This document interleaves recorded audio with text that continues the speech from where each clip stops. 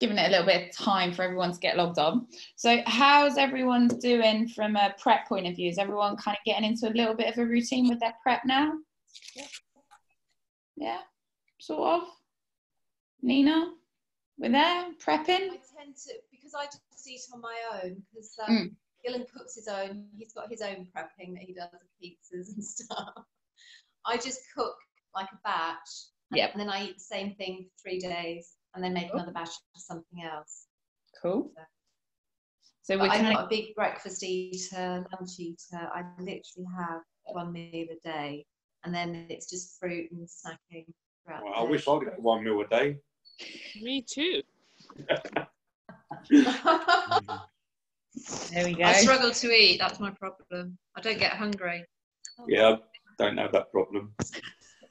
So one of the things we were going to talk about today is a little bit more kind of around that boredom eating and snacking, because obviously, and this is probably pretty relevant for you as well, Nina, because obviously if you're only eating 1 meal a day, you're probably grazing throughout the day and just, like you said, snacking on fruit and veg and stuff. So one of the big things that tends to happen when we're bored is we reach for something easy to do. And believe it or not, going to the fridge apparently is easier than 10 burpees before you go to the fridge, as I've found. So one of the things that I want you guys to think about over the next couple of days, along with the prepping, and you may find while you're prepping, you're actually probably not snacking as much because you know you've got the food there already. But one of the things with boredom eating is to make sure that those unhealthy snacks and those unhealthy little grabs are really easy to get to. So like Sandra said it the other day, right? Her hubby's been rationing her wine gums and Kit Kats at the bottom of the shed. It's actually a really good idea, right? The harder you make that to get hold of, the less likely you are to eat it when you're just bored. You might not have seen my Instagram post yesterday, but I got a batch of brownies delivered from my friend. She makes some pretty amazing brownies.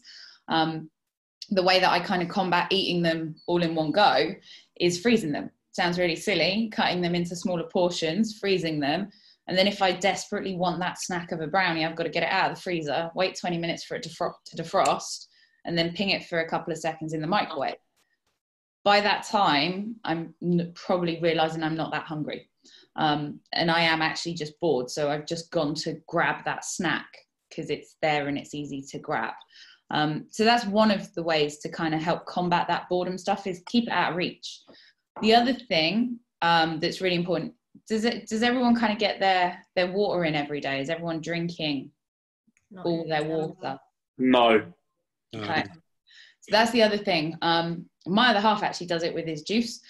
So we drink quite a lot of sugar-free squash. So he'll make up like one of the protein shakes, like just a bit of juice, and he puts it in the fridge. So if he opens the fridge, the first thing he actually does is take some juice, because the likelihood is he isn't hungry. He's actually probably more thirsty, especially if you're not drinking all of your water. That's not to say, like, if you drink, I'll give you a great example. If you drank 6 cups of coffee before lunchtime, you're probably also going to be very dehydrated. That coffee isn't necessarily the fluids that we're after, right? We're after good water, squash, sugar-free, that kind of stuff, or even flavored waters. That's kind of what you want to be trying to aim for. So if you feel like you're hungry, the likelihood is you may be thirsty, especially if you've not long eaten. Does that make sense to everybody? Yeah. Cool. So it's okay to have squash in your water? Yeah, like I always do. Like, it's so long as you dilute it and you're not, drinking 50% concentrated squash. I actually did that the other day. I thought I'd filled the leftover squash bottle with water, and I hadn't, and I took a mouthful and realized very quickly it was not diluted squash. But yeah, so if you can keep it quite diluted, it's actually not that bad. Obviously, go for the sugar-free one, all that kind of stuff. It's a great option if you just need water to taste of something. I'm not a big fan of just drinking water, and I never do just drink water. So it's a really good habit to get into, is keep it in the fridge or keep it to hand. So if you feel like you are going to get hungry, just grab that. The other thing is keeping things like fruit is a great example. I know it's classed as your carbs, but you're going to be better off eating fruit than you are a chocolate bar, right? So if you have got an apple by the side or something like that, and you go to grab the chocolate bar, grab an apple. If you kind of look at it and go, I'm not hungry, I don't fancy that, then you know you're not hungry, you're just bored. Just, it's making sure that you have to weigh up and be a little bit more rational than just grabbing the chocolate biscuit and going, I'm hungry, I'm gonna have a little snack. Pick something healthier if you've got it in the house. Does that make sense to people? Yeah. Yes. Does everyone do what I've already kind of what I've already admitted to, which is I will just open the fridge, and if there's chocolate in there, I'll pick it up, unless of course I've got an apple to hand or anything like that. Does everyone really suffer with that at all? Because I definitely do it a lot. I don't have no chocolate. There's nothing in our fridge. The fridge is bare today. I don't really have anything to grab except for now that, because I baked 2 batches yesterday. Yeah. Obviously, like the times it becomes pretty obvious when you're just eating for the sake of it is round about food shop time, right? When you've just got your food shop in, you've got all your goodies in, and you know, that's the first couple of days of that is when you're more likely to snack, because as the week goes on and the food kind of starts to die down a little bit, you've got less that you're going to be grabbing, or it's going to be prepared stuff that you've already done earlier in the week. So it's just something to bear in mind when you really think about that kind of boredom. I'm bored, but you maybe not recognize that you're bored. One of the other things to do, something that I do, I'll pick up a book. If I feel like I'm going to grab something from the fridge, I'll pick up a book and just read for 5 minutes. Like 5 minutes isn't long at all, but it's enough to kind of get me thinking about something else and doing something else and not thinking about food. So whether or not you pick up a book, you decide to do drawing, paint, I don't know, whatever it is you want to do that for 5 minutes and then see whether or not you're still thinking about food. If you are, then go grab an apple or a bit of fruit or some veggies. If you've got pre-cut veggies and you don't mind raw veggies, go for it. But try to really focus on something else, especially if you know you've not long eaten, like within an hour or so. There's no way you're hungry if you've just eaten within the hour. Does that make sense? Yes, Nina? Yeah, something that because I've always tried to control sort of my snacking. Yeah. And I think I've got down to a fine art. So what I've always done is, if my weakness is nuts, so if I buy a bag of nuts because I want to keep a store of them, I'll sit and eat nuts and the bag will go in a day. That's what I don't buy. So what I'll do is I'll just buy a small bag of nuts and say I'm going to eat that today, and then there's no more in the house. So like with chocolate, just buy a small chocolate bar instead of a big one and keep it in storage. So it's only when I go shopping I buy a small one. Yeah, exactly. And it comes back down to that portion control, right? We had a little chat about it yesterday. It's knowing. So with nuts as well, like nuts are a great alternative, but I'm like you, if I open a bag of cashew nuts, I'm gone. Like they are gone in probably less than an hour. But again, that's nearly a whole day's worth of calories for me. And that's pure fats really, right? So you've just got to, when you prep and plan, just plan your snacks as well. So plan what good snacks you enjoy and you will eat. I'm not saying don't ever have a chocolate bar, don't ever have a biscuit. I mean, we're all human, we all want to enjoy ourselves, right? So do treat yourself once in a while, but don't go mad with it every day. Like if you're getting up and picking up like 4 or 5 biscuits and chocolate bars in a day, then that's probably not a great thing, right? So just planning your snacks is just as important as planning your main meals. Has anyone got any tips for Easter? Yeah. Yes, Nick, Easter. Yeah. So one of the things, it's kind of the same, it's a very similar thing, like just portion off like what you think is a good amount to have in a day. So try not to eat like 3 Easter eggs in a row or anything like that. And just keep it away. Make it a little bit harder and a bit more effort to get hold of. Like maybe get the kids to hide them. I don't know. You may never see them again. But yeah, just be aware of what you're eating more so. Or if you are dead set that you're just going to go for the Easter eggs, plan that into your meal as well, right? Plan into your meals that you've probably had way too many fats and carbs, because chocolate will come across for both in the bad category. and try and eat your other meals as mainly lean veggies, lean protein and veggies, rather than going all out with rice, pasta, bread, and everything else. Does that make sense? Does that help a little bit, Nick? Yeah, definitely. Cool. Just like 90% cocoa or dark chocolate eggs, you'll be fine. Yeah, and if you really want to try some really bitter chocolate, go for 100%. You may never touch it again. Oh, I've tried 95%, and I have it in my drawing work, just a square. And if I think I'm starving, I just have that little square with a cup of coffee.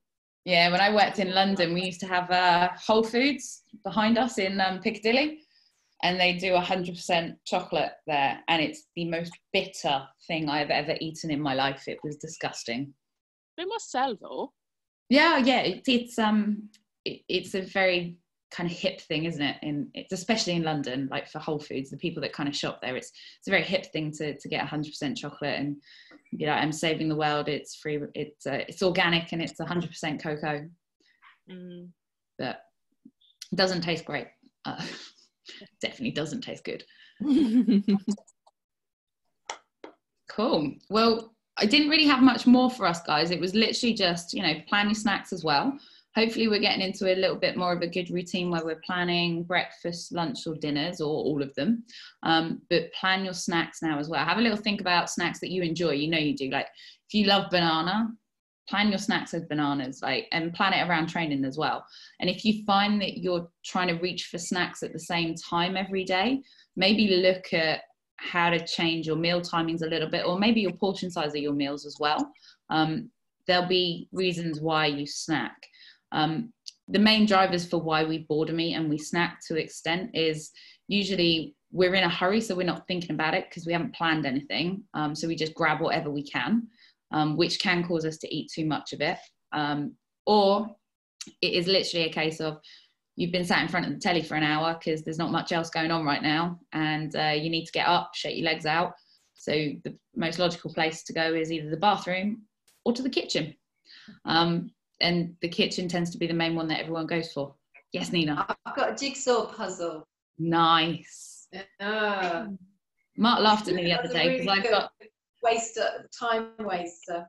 Yeah, and Mark was laughing at me the other day because I've got phyllo clay. So you can make like little clay models out of it. And I've been learning on like YouTube how to make like little funky little farm animals on it.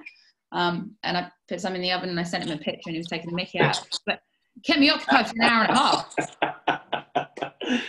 Brilliant. You should do a model of him. You should do a model of him, Jen. What, Twigs? Yeah, you're banding on ice. I might actually do one, you know. We'll post it up on Into. We'll see, can anyone guess who this is? But it is. It's like now is a great time to, like, if you feel like you're bored, spend 5 minutes, get stuck into something that you wouldn't normally do. Whether that's like search online for a new course. Like I was looking online, like all the courses seem to be slashing their prices. I don't know what that's going to mean for the market when things go back to normal, but even like I was looking at a sign language course because it's something I thought was always really cool to learn, and they're like £100-200, and they're online at the moment for like 15 quid for the whole syllabus. So it's a great opportunity. Like you can literally just spend 5 minutes and you'll get lost for 10-20 minutes. So it's a great way. Yes, Nick? Yeah, I've got a quick question. I don't know if you covered it because I missed a couple of other ones, but the thing that I in terms of isolation thing, the thing that struck me that I've been dealing with is actually being overwhelmed because you suddenly got all these projects that you want to do. Yeah. Like, which one do I do first? Like DIY gardening, you know, I've got some other things that I want to look at that I want to do. Yep. And the other day I did have one of those days where I just thought, oh my God, you know, you end up doing nothing. Yeah. Yeah. It's I think it all kind of comes down to, like, we could be in this for the next 2 weeks, we could be in it for another month or two. Who honestly knows, right? So I like, when it comes to doing different things, pick something that's really important to you, right? That you think you're going to enjoy. There's no point in doing the DIY where it's going to be a long slog and you know you're not going to enjoy it as much, pick something that's fun to start with, right? You'll get into the swing of it before you know it. And that's why it's a great chance. Like all of that stuff that we haven't done, like my other half's redone the garden. He probably should have dragged it out a little bit more. He managed to do it in a couple of days, but he's the kind of person like he can't keep still. So for him, that was his kind of little release. For me, it's a little bit different. Like I will literally, maybe one day I might do a bit of drawing. The next day I'll focus on training. The day after that, I may pick up the clay models. I don't know. But just whatever you feel like at the time, like don't push it and don't think I've got to get it done when I start it. I mean, there's tons of stuff we all start and we haven't necessarily finished.